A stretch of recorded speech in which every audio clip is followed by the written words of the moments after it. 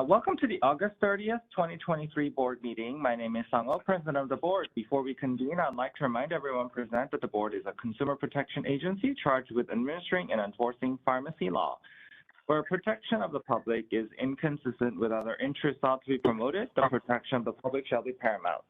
As I facilitate this meeting, I will announce when we are accepting public comment.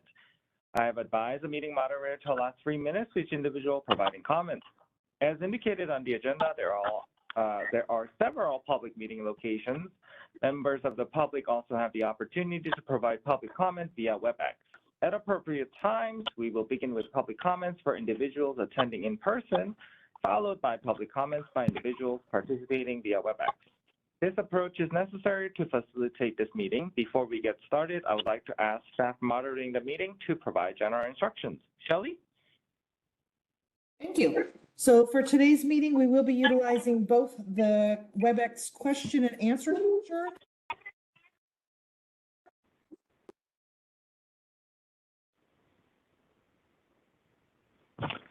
My apologies, as well as the hand raise feature.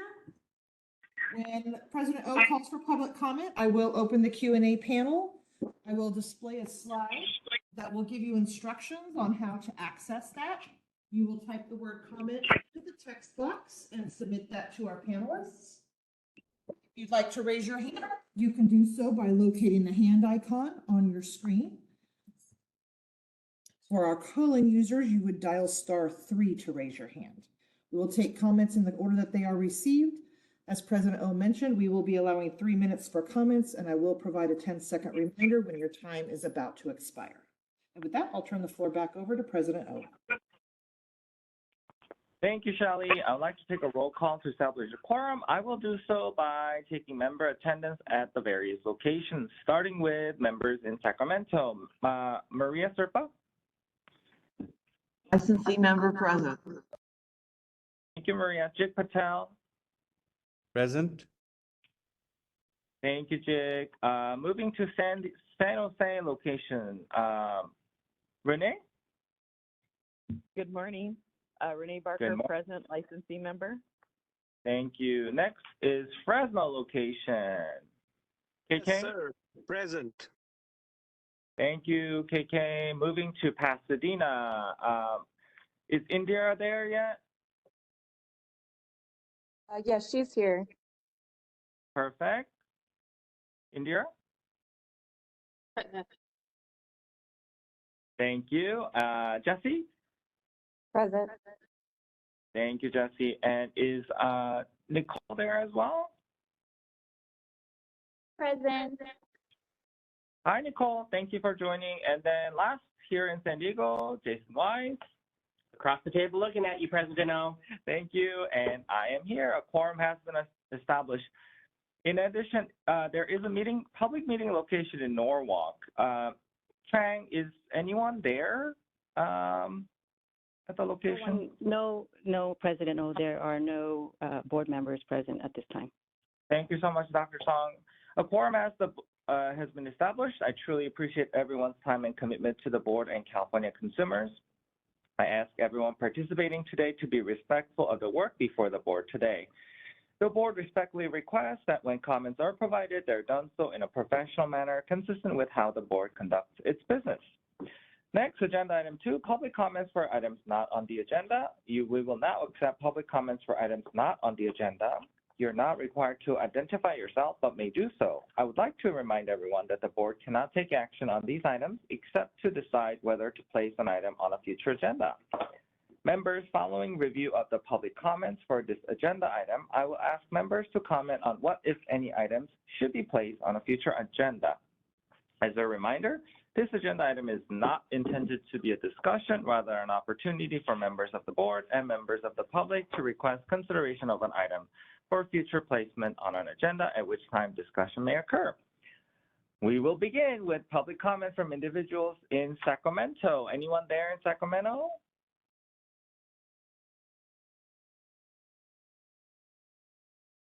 No comment. None. Thank you, Jig. Any comment in San Jose? Renee? No. Thank you. Any comment in Fresno? KK? No, sir, no comments.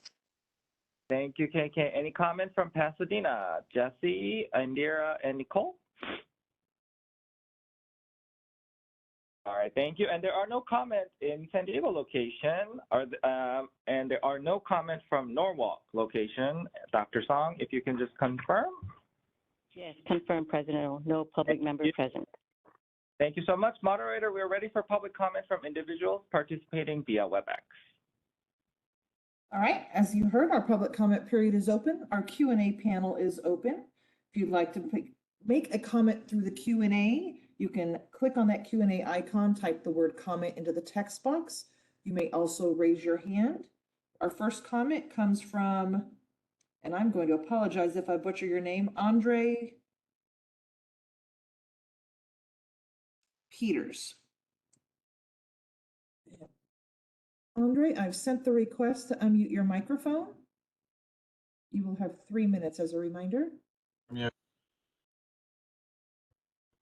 We can hear you. Thank you. Good morning. Earlier this year, the Enforcement Committee gave an opportunity for public comments regarding proposed compounding regulations.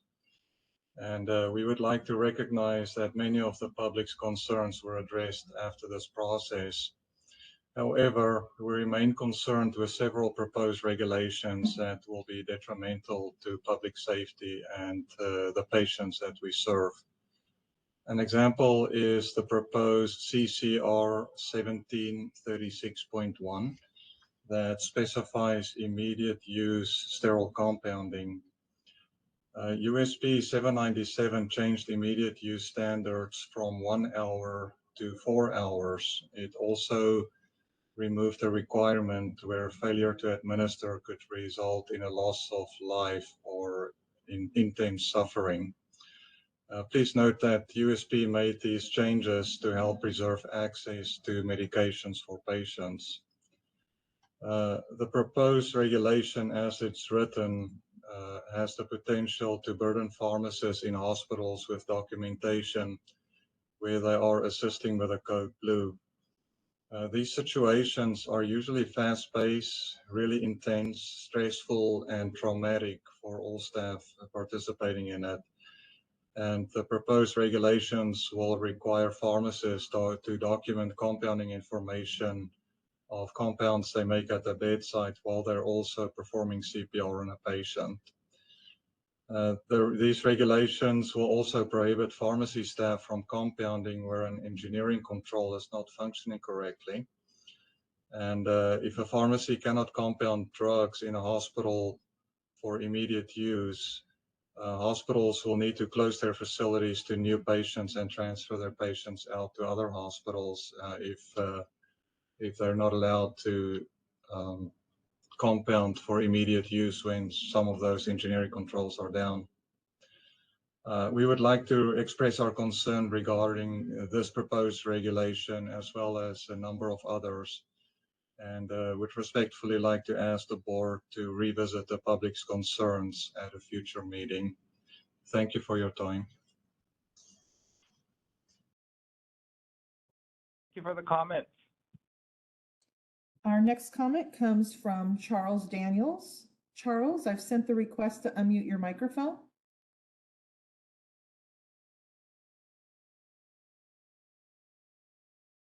Can you hear me now? We can hear you. Hello, my name is Charles E. Daniels, California licensed pharmacist and chief pharmacy officer at University of California, San Diego Health. I was co-author of a previously submitted July 5, 2023 letter to the board, along with 5 UC San Diego pharmacists in charge who oversee sterile compounded products in our pharmacies. The letter addressed 7 specific points within the proposed regulations on compounding products in section 1736 and 1737. That letter made specific recommendations regarding those proposals. The board's aware that ongoing challenges with drug shortages, including recalls from 503B sterile compounders, continues to threaten provision of patient access to critical drugs. There is also a national, statewide, and local shortage of trained pharmacy technicians. We're also in the process of implementing new USP standards related to product compounding. UC San Diego Health pharmacists are fully supportive of safe compounding of sterile and non-sterile products, but are also sensitive to creating even more medication risks due to added shortages or problems as previously identified by Andre. I request to the board that they open more opportunities for live input from pharmacies prior to implementation of the new compounding regulations. Thank you, and I appreciate your time.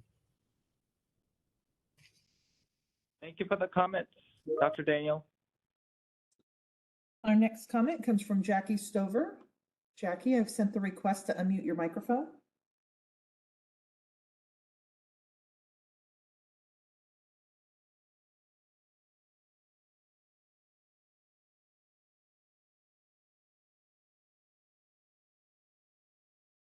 Hi, can everybody hear me? We can hear you. Hi, my name is Jackie Stover. I am a specialty pharmacist, and I am requesting for the Board of Pharmacy to reintroduce legislation for remote processing to also capture other pharmacies, including specialty pharmacy. Thank you.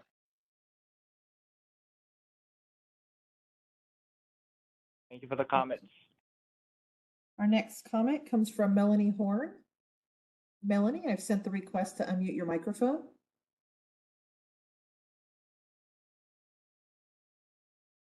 Compounding coordinator.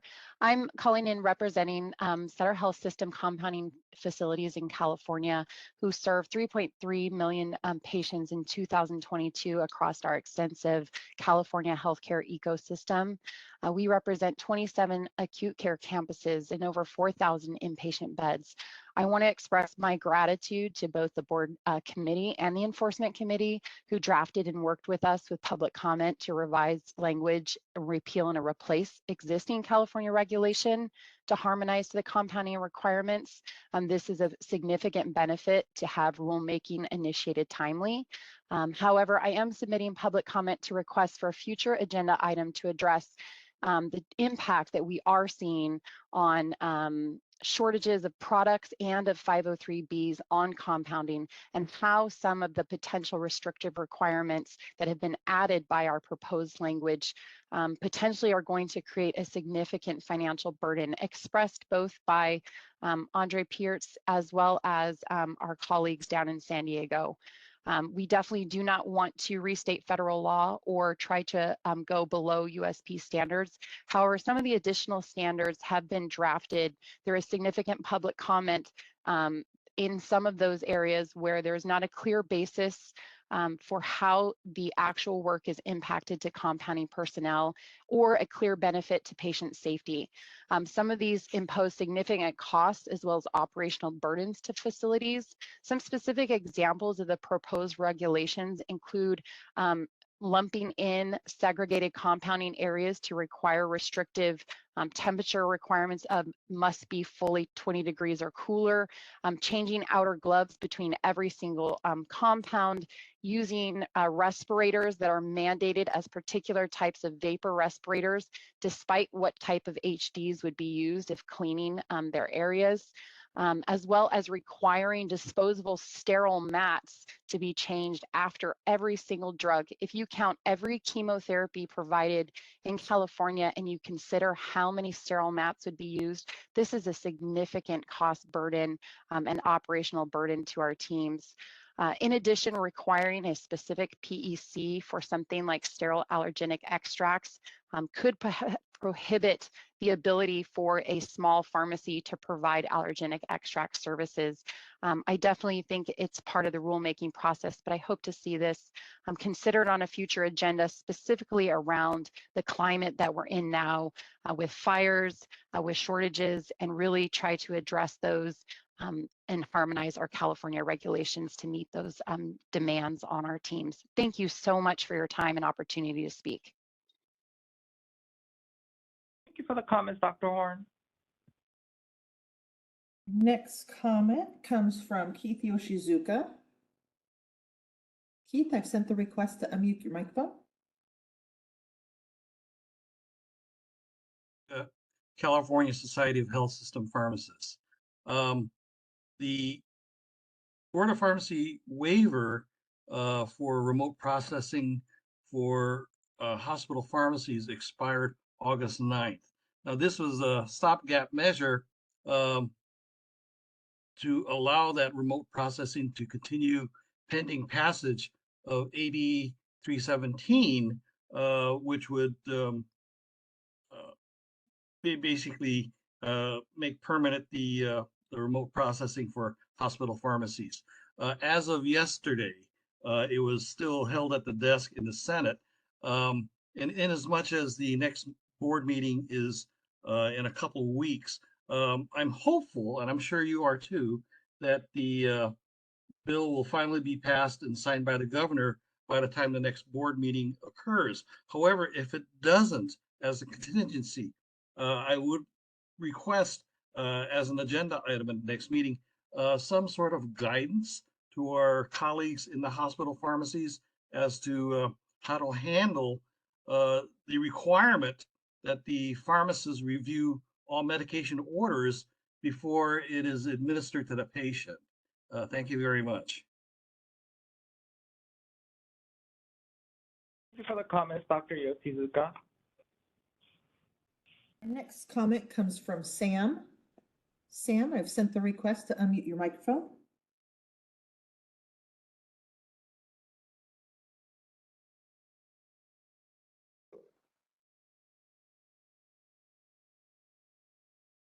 I think I heard something. Are you there? Oh, there you are. Can you hear me? We can hear you. Thank you. Hello, my name is Sam Martinez. I'm a California licensed pharmacist at University of California, San Diego Health. And I would just like to echo some of the other comments about the new sterile compounding regulations and request further discussion. As has been noted, we have a notable upswing in drug recalls and shortages, and this has had a real impact on our healthcare workforce, which could raise operational inefficiencies and the possibility of errors. These challenges and the weight of adhering to increased regulatory requirements, they really call for a careful equilibrium between ensuring patient safety and not creating operational inefficiencies that could lead to patient care delays and unintended errors. As we prepare to implement the new USP regulations, I ask that these are taken into consideration, that many experts came up with these regulations and spent a significant amount of time developing and considering their impact. The pharmacists at UC San Diego Health are wholeheartedly committed to ensuring safe compounding of sterile medications, but to ensure a well-informed approach that maximizes the utility of resources, I kindly urge the board to facilitate greater opportunities for input from the pharmacy community and transparency on the rationale of decisions before enacting the new compounding regulations. Thank you. Thank you for the comments, Dr. Martinez. Our next comment comes from Vipul Patel. I've sent the request to unmute your microphone.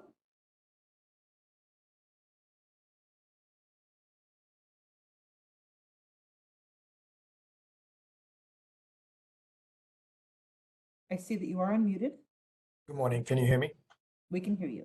Yep. This is Vipul Patel. I'm the Executive Director and Pharmacist in charge at Cedars-Sinai Medical Center.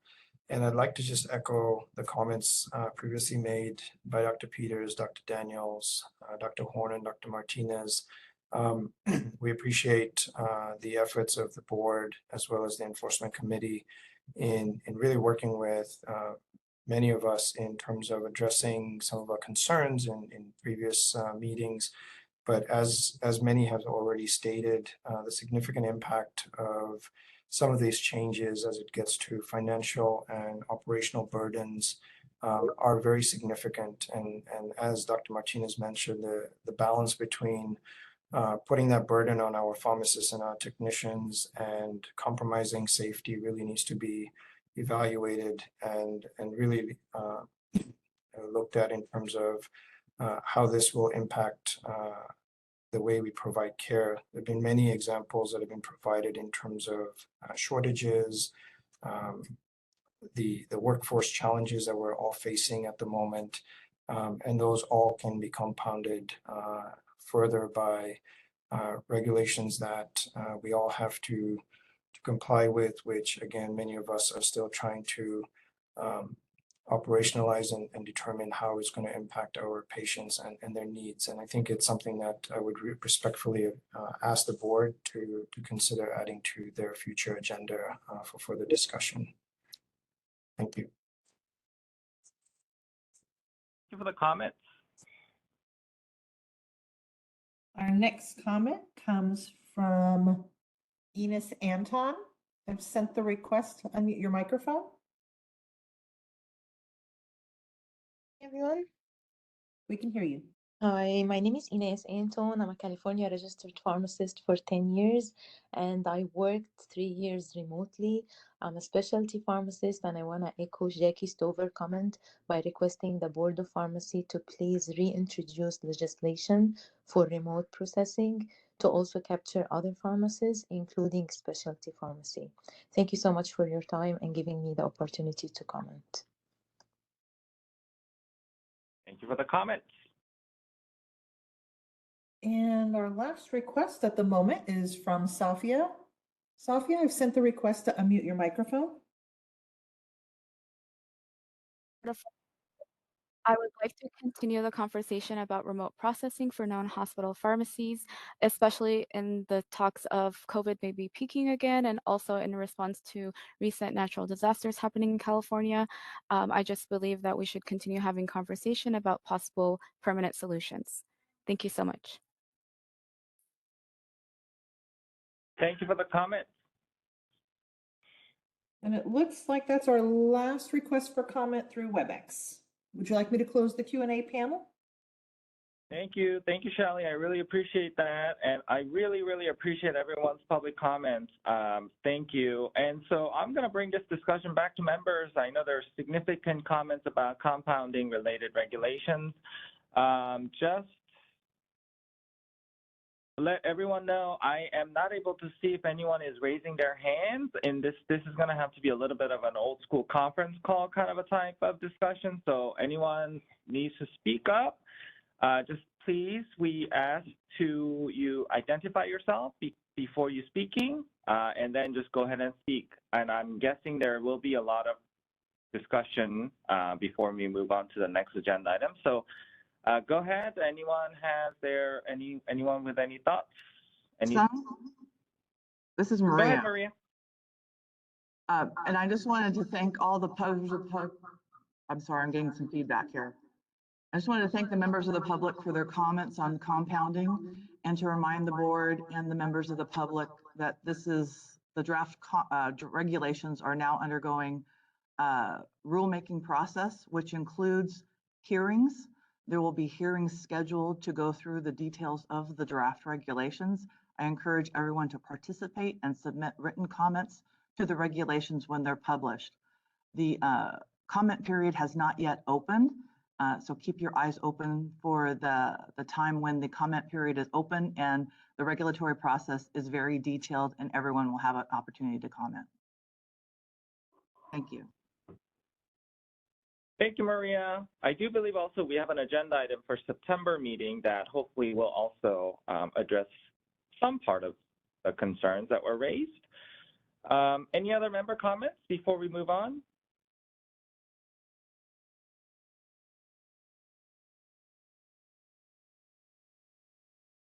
Okay, sounds like that is it. Thank you, everyone. I really appreciate everyone's comments today, and thank you, members, for your participation. As indicated on the agenda, the board will now convene in closed session for the purposes stated on the agenda. Adjournment of the day will immediately follow closed session, and there will be no other items of business discussed. Adjournment may not be broadcast. Members of the public, thank you again for joining the meeting today.